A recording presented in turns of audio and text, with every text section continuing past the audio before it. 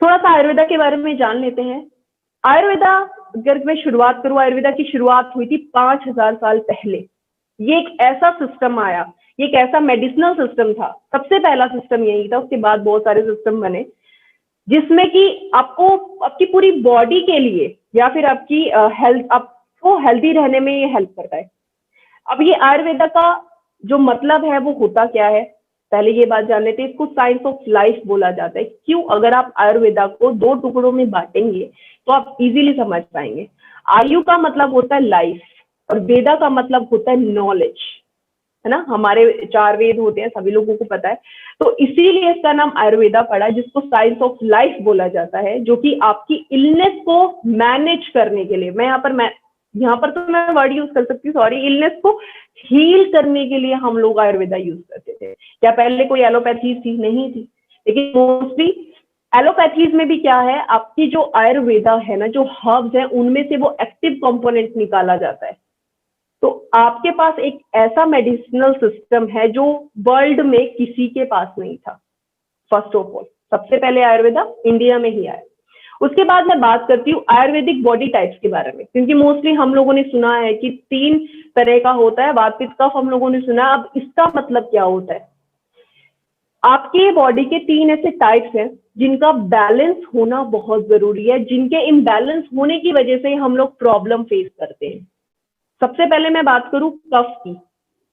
कफ की कहां से शुरुआत होता है? आपके ब्रेन से लेके आपके चेस्ट तक। ये आपकी प्रोटेक्शन करने में हेल्प करता है ना। उसके बाद मैं बात करती हूँ पित्त की। आपके डाइजेशन रिलेटेड होता है। जब आपका डाइजेशन बिगड़ता है, मेटाबॉलिज्म जब आपका बिगड़ता है, तो ये पित्त बनता है। उसके बाद मैं बात करती हूँ वात की। जब आपकी बॉडी में इन्फ्लामेटरी जितनी प्रोसेसेस होती है, ये वात के बढ़ने की वजह से होती हैं।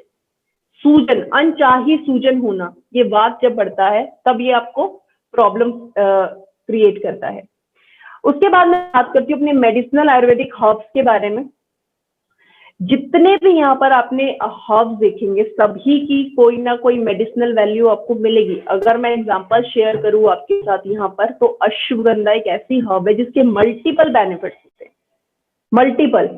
और वो पहले भी लोग क्या करते थे, ट्रीट करने के लिए चीजों को यूज करते थे। लेकिन जब आप किसी सप्लीमेंट की बात करते हो, इसको as a Ayurvedic proprietary medicine की बात करते हो, तो आप ट्रीट वर्ड यूज नहीं कर सकते। आप मैनेजेबल चीजें यूज कर सकते हैं। आप कंट्रोल करेगा, प्रिवेंट करेगा, रिड्यूस करेगा, लेकिन आप treat, cure, heal word use नहीं कर सकते।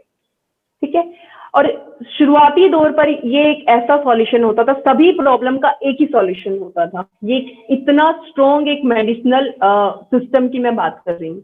उसके बाद कैसे काम करता है, अगर मैं कुछ एग्जांपल शेयर करूँ, तो ये एसिड को न्यूट्रलाइज करने का काम करता है, जिसकी वजह से जो आपको रिफ्लक्स, गैस्ट्रिक रिफ्लक्स होने के चांसेस होते हैं वो कम हो जाते हैं, जिसकी वजह से पित्त रिलेटेड इश्यूज आपके सोल्व हो जाते हैं।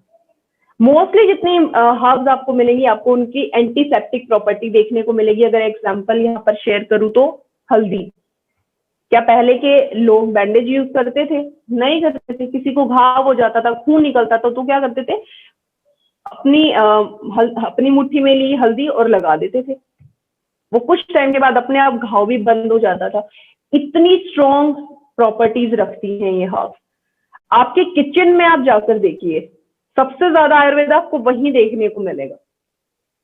कार्डमम, इलायची सभी लोग खाते हैं। कोरिएंडर हम सभी लोग खाते हैं। धनिया, है ना। तो आज ठंडी के टाइम पे तो धनिया की सभी को वैल्यू पता है, टेस्टी लगता है खाने में। लेकिन आप खाने के साथ साथ अपनी बॉडी को वो सारी प्रॉपर्टीज दे रहे हो जो उस हर्ब से आपको मिल रही है। अगर आप हल्दी खाते तो आप कर्क्यूमिन खा रहे हो, अपनी बॉडी में एंटी इंफ्लामेटरी एक्टिविटी को प्रमोट करने के लिए खा रहे हो। तो ये पावर है आपके पास आयुर्वेदा का, और मोस्टली लोग इसको नेग्लेक्ट करते हैं।